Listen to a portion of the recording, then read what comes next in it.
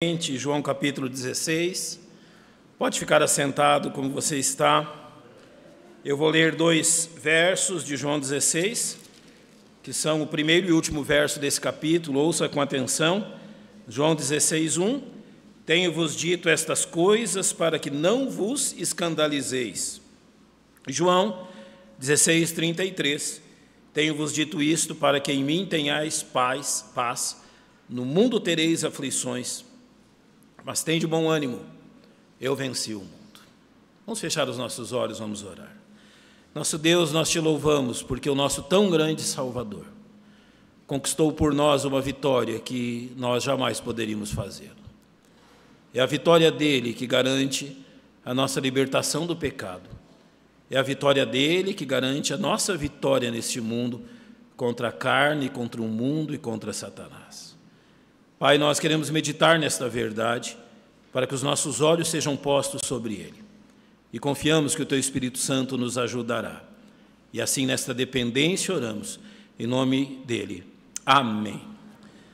Não consinta com o desânimo, esse é o título desta mensagem.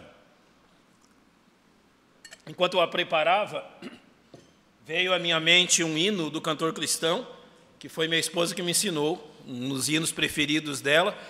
Você talvez conheça esse hino, ele começa cantando assim: oh, não consintas tristezas dentro do teu coração, tendo fé firme no Mestre, segue-o sem hesitação. Você conhece?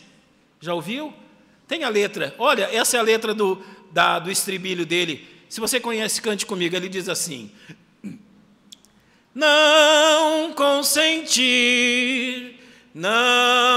consentir que qualquer dor ou tristeza venha apagar teu amor. Oh, não temer, nunca ceder, em teus apertos te lembra que Cristo é teu protetor. E o final desse estribilho: em teus apertos te lembra que Cristo é o teu protetor. É a mensagem de João 16. Ou seja, ele nos chama, em meio às lutas da nossa vida, e a tempos difíceis na nossa vida, a nos lembrarmos exatamente disso, que nós não estamos sozinhos. E esse hino tão antigo do cantor cristão demonstra bem essa verdade e nos serve realmente de exemplo disso que Jesus está ensinando aqui em João 16. E no contexto da carta de João, essa parte do capítulo 16, ela acontece talvez menos de 24 horas antes da crucificação.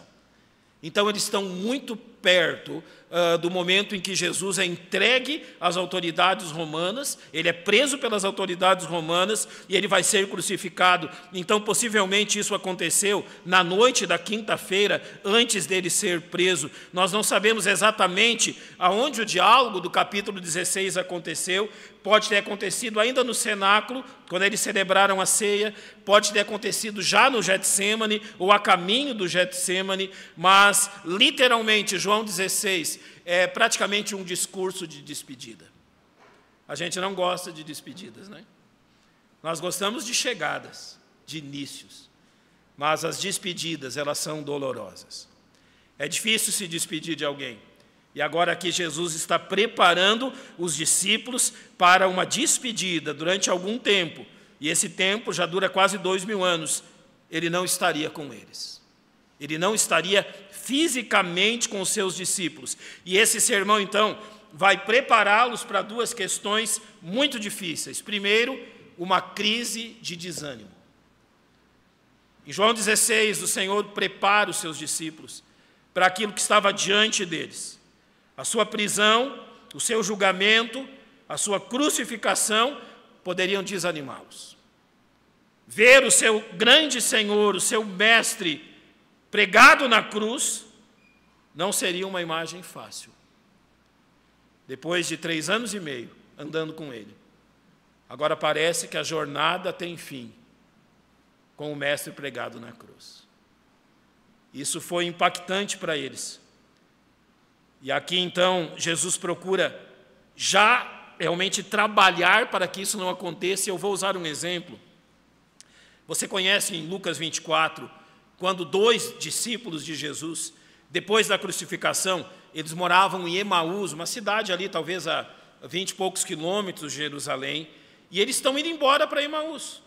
Eles viram tudo que aconteceu em Jerusalém e agora eles estão voltando para casa. E eles estão voltando para casa com um semblante triste. O próprio Senhor se aproxima deles sem identificar-se e nota isso.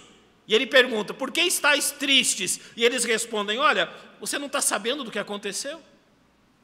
De como o nosso mestre foi crucificado e morto? E essa foi a reação de desânimo. Então aqui Jesus começa a trabalhar com essa crise de desânimo deles, mas não só uma crise de desânimo, mas também uma crise de desorientação. Você lembra o que Pedro fez depois da crucificação? Você se recorda daquilo que ele disse para os outros discípulos em João 21? Ele diz assim a eles: vou pescar. E o que eles respondem a ele? Nós também. 3 anos e meio andando com o mestre, agora ele foi crucificado, morto e sepultado, e simplesmente eles estão desorientados. É como se eles dissessem: olha, realmente foi maravilhoso. Esses 3 anos e meio foram incríveis, mas aquilo que aconteceu nesses últimos dias simplesmente nos desorientou quanto àquilo que é a nossa vida. Irmãos, aquilo que eles passaram naquele tempo é o mesmo que muitas vezes nós, eu e você, passamos hoje também. Dias difíceis, particularmente, se abatem sobre a nossa vida. Dias que você não esperava. Efésios chama isso, capítulo 6, de dias maus. Ou seja, dias que nós sabíamos que podiam acontecer, mas que de um momento para outro, como foi para com eles, se abatem sobre a nossa vida. Ou talvez questões nacionais e mundiais, como se anuncia no nosso tempo. Dias difíceis para a igreja, dias de perseguição, dias onde nós vamos pagar um preço caro pelo nosso testemunho. Mas notem que em tudo isso, o Senhor Jesus não nos deixou sem instrução. Ele não permitiu que o desânimo tomasse conta do nosso coração, e Ele tomou aqui, para com os discípulos, e isso serve para nós também, 2 passos importantíssimos. Primeiro, Jesus os preparou para viver em dias difíceis, assim como João 16 nos prepara para vivermos tais dias. Se você nota em João 16, eu vou usar a porção do verso 1 ao verso 6, vai repetir por 3 vezes uma questão muito importante. No verso 1 ele vai dizer: tenho-vos dito estas coisas para que vos não escandalizeis. Depois no verso 4 ele vai repetir quase o mesmo ao dizer o seguinte: mas tenho-vos dito isto, a fim de que quando chegar aquela hora, vos lembreis de que já vos tinha dito. Depois no verso 6 ele vai lembrar da mesma forma dizendo: antes porque isto vos tenho dito, o vosso coração se encheu de tristeza. O que Jesus exatamente disse a eles, para o coração deles se encher de tristeza? Olhe para o verso 2. Expulsar-vos-ão das sinagogas, vem mesmo a hora em que qualquer que vos matar, cuidará fazer um serviço a Deus. A notícia que Jesus dá a eles é que eles seriam perseguidos e mortos. Não é uma notícia boa para receber. O mestre está os deixando, em menos de 24 horas ele vai ser morto na cruz, e agora ele está anunciando a eles que o mesmo vai acontecer com eles. Uma lembrança histórica dos 12 homens a quem foi dirigida essa palavra, um deles, Judas, tirou sua própria vida algumas horas depois. Outros 10 deles foram mortos pela espada, por flechas, crucificados inclusive, e só um daqueles 12 homens teve morte natural, o homem que escreve esse evangelho, o próprio João. Isso foi real. Não foi um aviso que não se cumpriu. Todos eles enfrentaram isso. E apenas um deles, João, teve uma morte na velhice. A maioria deles morreu em certa juventude e de forma violenta. E foi isso que Jesus lhes disse. E é interessante que em João 15, verso 20, Jesus já tinha os instruído ao dizer: lembrai-vos da palavra que vos disse, não é o servo maior do que o seu senhor. Se a mim me perseguiram, também vos perseguirão a vós. Se guardaram a minha palavra, também guardarão a vossa. E é interessante quando nós observamos que em Atos 22, o próprio apóstolo Paulo diz que ele participou disso. Ele vai dizer assim: quanto a mim, sou judeu, nascido em Tarso da Cilícia, e nesta cidade criado aos pés de Gamaliel, instruído conforme a verdade da lei de nossos pais, zeloso de Deus. Lembra que Jesus havia dito isso? Que as pessoas os matariam, julgando assim serem zelosos para com Deus, servos de Deus, como todos vós hoje sois. E ele diz no verso 4, eu persegui esse caminho até a morte. E Paulo acreditava piamente que ao fazer isso, ele estava demonstrando realmente a sua fidelidade para com Deus. Então, a primeira triste notícia que Jesus lhes dá é: olha, eu vou morrer na cruz, e vocês vão seguir o mesmo caminho. Se no dia da sua salvação, no dia que você creu em Cristo, tivessem lhe dito isto, qual seria o seu posicionamento? Se no dia da sua salvação tivessem lhe dito: olha, hoje você vai crer em Cristo, você será eternamente salvo, mas saiba disso, você vai perder a sua vida por causa disso. Você vai ser morto por causa disso. Foi isso que aconteceu com aqueles homens. A segunda triste notícia está em João 16,5. Agora vou para aquele que me enviou. Ele repete isso 3 vezes aqui em João 16. Por exemplo, no verso 28 ele diz: saí do Pai e vim ao mundo, outra vez deixo o mundo e vou para o meu Pai. Ou seja, ele está dizendo: é isso que agora vai acontecer comigo. E ele diz no verso 6, antes, porque isso vos tenho dito, o vosso coração se encheu de tristeza. Qual era a razão da tristeza deles? Eles primeiro tinham provado que aquilo que Jesus dizia realmente acontecia. Jesus não brincava com palavras. Quando Jesus anunciava algo, certamente aquilo aconteceria. E aqui eles percebem que a jornada de Jesus ao lado deles havia chegado ao fim. E agora um misto de perturbação e melancolia se apodera deles diante das lembranças das experiências com o Mestre. Agora eles têm que encarar mais ou menos assim: quer dizer que acabou? Chegou o fim agora. Então esses anos maravilhosos chegam ao fim, e agora então eles têm que encarar uma realidade que também é, de certa forma, aplicada a nós, porque Jesus faz o mesmo em relação a nós. Aquilo que causa tristeza e surpresa, que causou tristeza e surpresa aos discípulos, talvez continue sendo uma fonte de desânimo para nós. Irmãos, eu creio que a maior parte dos crentes ainda não compreendeu o lugar do sofrimento na vida cristã.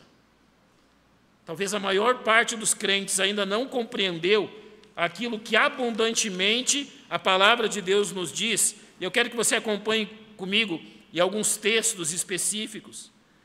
Olhe para Mateus capítulo 5, depois de falar das bem-aventuranças, no verso 10 o Senhor diz: bem-aventurados os que sofrem o quê?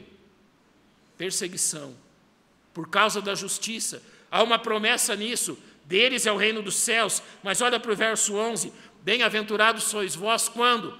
Quando vos injuriarem e perseguirem e mentindo, disserem todo o mal contra vós, por qual causa? Por causa de Cristo. E qual é a reação que nós crentes devemos ter diante disto? Exultai e alegrai-vos, ou seja, se alegrem com isso, porque é grande o vosso galardão no céu. Pensem no seguinte: assim como eles perseguiram os profetas que foram antes de vós, vão vos perseguir também.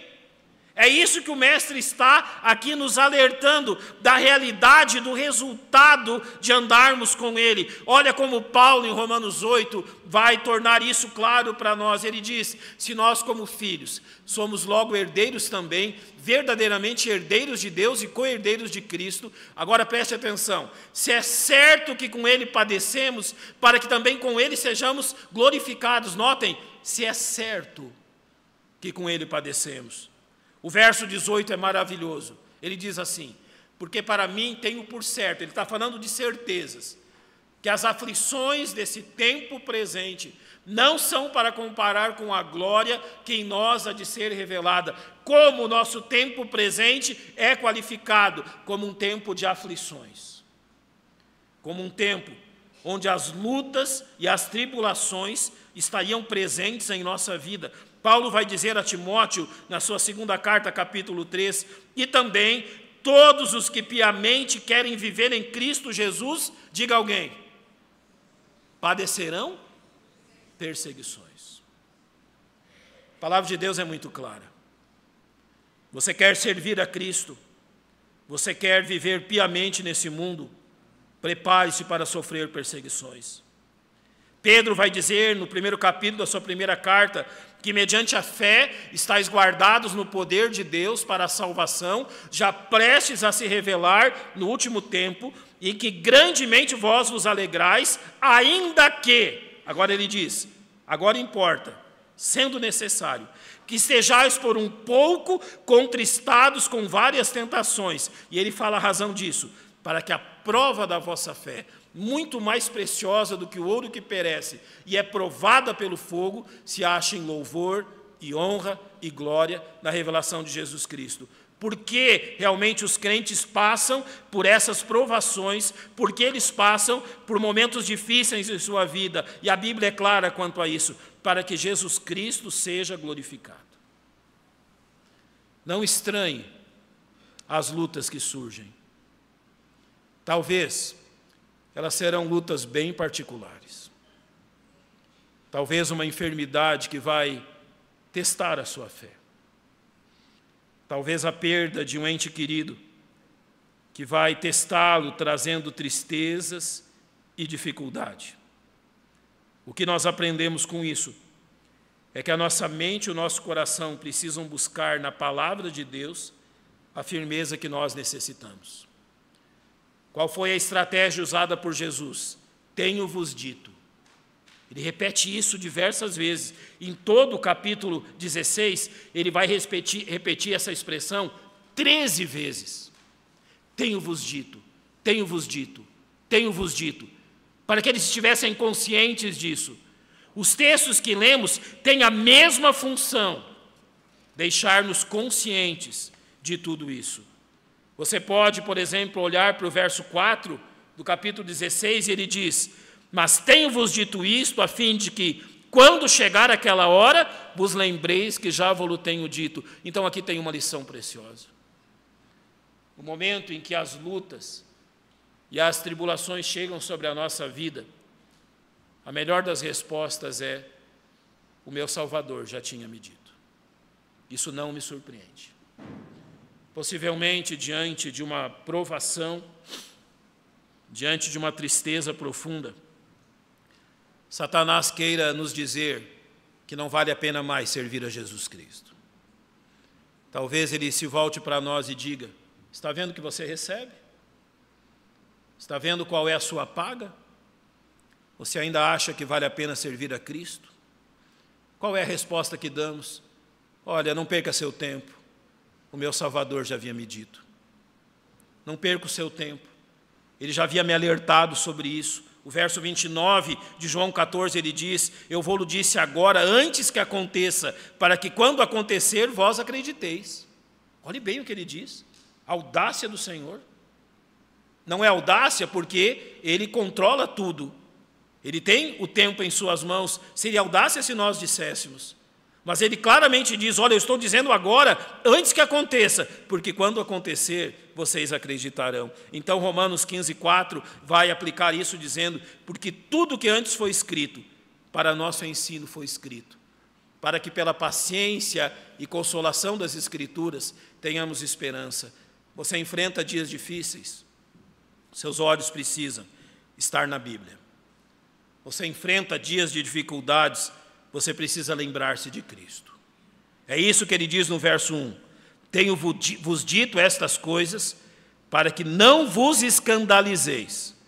Ou seja, para que a Escritura ilumine o nosso entendimento, de forma que não sejamos pegos desapercebidos.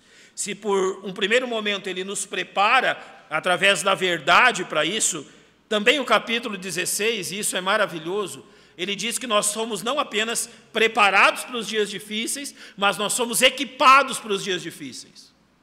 Se o Senhor Jesus só tivesse nos preparado para enfrentar tempos difíceis, seria algo. Mas ele não para nesse ponto. Ele nos prepara, ele nos avisa, nos deixa conscientes e ele nos equipa para isso. Então, o capítulo 16 vai mostrar isso. No verso 5 ele diz: agora vou para aquele que me enviou. Ele vai repetir isso para os discípulos 3 vezes. E no verso 28 ele vai dizer: saí do Pai, vim ao mundo, outra vez deixo o mundo e vou para o Pai. Mas é interessante que no verso 18 do capítulo 14, que está dentro do mesmo discurso, ele vai voltar-se aos seus discípulos e vai dizer assim para eles: não vos deixarei órfãos. Então ele está dizendo: olha, isso tudo é real, mas eu não vou deixar vocês sozinhos, destituídos. E de que forma Jesus cumpriu essa grande promessa? Olhe para o verso 7 de João 16. Todavia digo-vos a verdade, que vos convém que eu vá, porque se eu não for, o Consolador não virá a vós, mas quando eu for, logo vou-lo enviarei. Então aqui ele tem uma grande notícia: eu não vou deixar vocês sozinhos. E ele não nos deixou sozinhos para enfrentarmos as tribulações desse mundo. Quem está conosco? O Espírito Santo que ele enviou. Meus irmãos, nós devemos ser conscientes. Se você é um salvo verdadeiramente em Jesus Cristo, se você foi salvo pelo sangue dele, o Espírito Santo habita permanentemente em você. E a habitação do Espírito Santo em você é que literalmente não permite que eu e você ruamos, caiamos, nos desmontemos diante das coisas que sofremos. Você observa, e eu disse já isso a vocês, eu já estive em muito mais funerais do que eu gostaria de ter ido na vida. E sei que eu irei ainda em outros. É interessante que eu já fui em diversos funerais de pessoas incrédulas, e eu creio que em muitos funerais de irmãos em Cristo. Já presenciei coisas que entristeceram profundamente o meu coração, principalmente a desesperança diante da morte. Pessoas que se despedem de entes queridos para nunca mais os vê-los. Eu já disse a vocês que marcou muito a minha infância, quando a minha avó, que também creu em Cristo, partiu, e que nós éramos crianças ainda, eu apenas tinha minhas 2 irmãs, depois meu irmão nasceu, e que a minha mãe nos levou próximos do caixão da vovó, e ela colocou a mão e disse assim: até logo. Eu escutei aquilo. Como assim até logo? Realmente era um até logo. Não era uma despedida eterna. Ela estava dizendo: até logo. Sabe por que nós suportamos essas coisas? Sabe por que nós suportamos situações em nossa vida que até a própria ciência realmente se espanta diante de cristãos, de servos de Deus, suportarem dores tremendas, tamanhas? Só existe uma razão: o Espírito Santo que habita em nós. Quando eu fui trabalhar numa cidade, fui ser pastor naquela igreja, alguns dias antes, um casal da igreja perdeu um filho de 27 anos. Ele era policial e ele morreu num acidente na rodovia, era um policial rodoviário. Quando, isso eles me contaram depois, quando a polícia rodoviária enviou uma comitiva para anunciar aos pais que o filho deles tinha morrido, o carro da polícia rodoviária parou na frente de onde eles trabalhavam, e aquela irmã me disse: quando eu vi aquela farda e eu vi eles chegando, eu já sabia o que tinha acontecido. Então, diante da visão da mãe, o policial logo foi dizendo: olha, eu vim trazer uma notícia triste para vocês. Nessa manhã, o filho de vocês faleceu num acidente na rodovia. Aquela mãe, crente em Jesus Cristo, se ajoelhou diante daqueles homens, ela e o pai, os pais do rapaz, e em voz audível, oraram agradecendo a Deus por 27 anos de bênçãos. Aqueles homens não sabiam explicar isso. Como que pais, recebendo uma notícia tão terrível, ao invés de se lançarem ao pranto, à dor, ao sofrimento, eles são capazes de se ajoelhar diante de quem que eles estão se ajoelhando e agradecer pela vida do seu filho, que agora eles não têm mais. Sim, é possível pelo Espírito Santo de Deus. Nós somos capacitados a enfrentar grandes lutas pela presença do Espírito Santo em nós. Mas há uma segunda grande notícia e grande bênção em tudo isso. Em João capítulo 16, além da presença do Espírito, os versos 23 e 24 dizem: na verdade vos digo, que tudo quanto pedirdes em meu nome, Ele vô-lo há de dar, Deus há de dar. Até agora nada pedistes em meu nome. Pedi e recebereis, para que o vosso gozo se cumpra. Ele, além disso, acrescenta o quê? A oração. Nós somos abençoados por nosso Salvador, pela presença do Espírito e pela oração. Como que nós enfrentamos as tribulações? Pela ajuda que este Consolador nos dá e pelos nossos joelhos dobrados. É Tiago que vai dizer: muito pode a oração de um justo. Que verso maravilhoso. Muito pode a oração de um pecador como eu e você.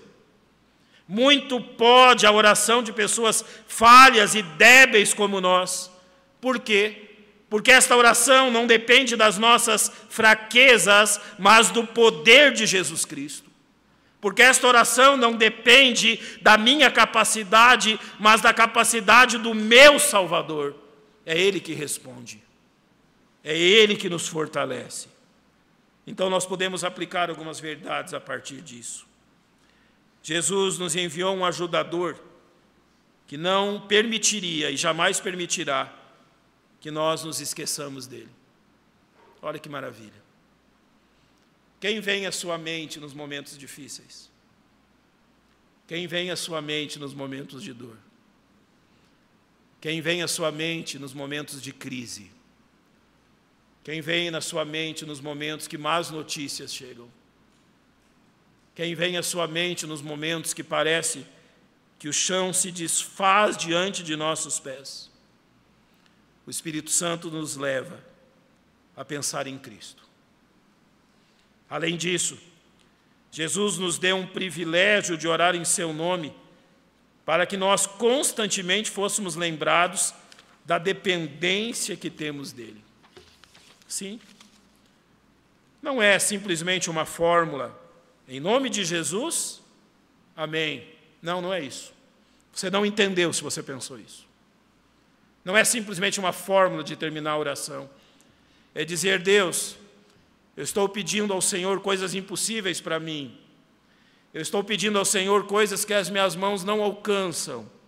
Eu estou pedindo que o Senhor alcance coisas que as minhas mãos não são capazes de chegar. Eu estou pedindo que o Senhor me dê coisas que são impossíveis para mim. Eu estou pedindo que o Senhor realize milagres que eu não sou capaz realmente de fazê-lo. E eu só tenho coragem de fazer isso, porque eu não estou orando em meu nome, mas eu estou orando no nome de Jesus Cristo. Eu só tenho coragem de chegar diante do Senhor e pedir que o Senhor realize aquilo que eu tenho lhe pedido, porque as minhas orações não são em meu nome, no meu poder ou na minha autoridade, são na autoridade de Jesus, o meu Salvador. É por isso que nós temos coragem. Jesus colocou diante dos discípulos e de nós 2 encorajamentos que devem ter um resultado. O primeiro deles, o verso 33 diz: tenho-vos dito isto, para que em mim tenhais paz. No mundo tereis aflições, mas tende bom ânimo. Eu venci o mundo. Não há paz maior do que aquela paz que excede todo o entendimento. Não há paz maior do que a paz que Ele nos deu. E mais do que a paz, o bom ânimo para vencermos as lutas diante de nós. O mesmo verso 33, ele termina dizendo: eu venci o mundo. E como foi que Jesus venceu o mundo?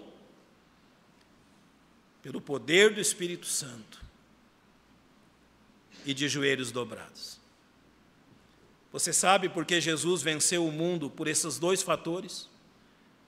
Porque são exatamente os dois fatores que ele nos deu. Se ele tivesse vencido o mundo usando outras questões, se ele tivesse vencido o mundo usando outros poderes ou outras coisas, ele não poderia nos dizer aquilo que ele nos diz em João 16.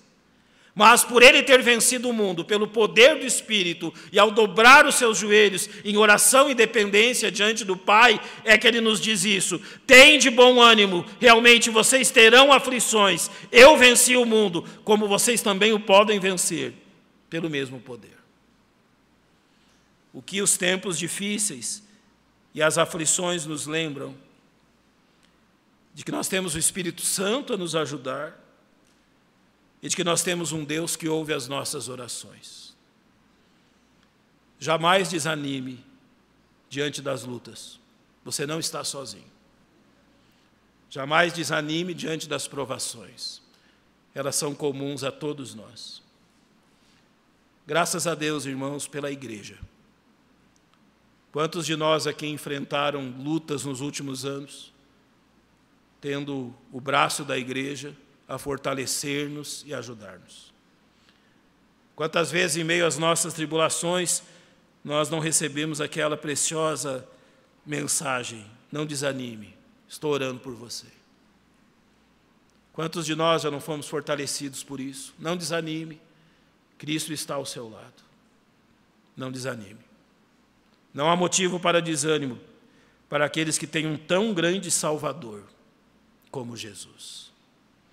Que Deus abençoe esta palavra e esta mensagem ao seu coração. Eu não sei as lutas que você enfrenta, eu não sei as provações da sua vida, mas elas são realmente o poder de Deus, pela presença do Espírito e pela oração, são suficientes para vencê-las.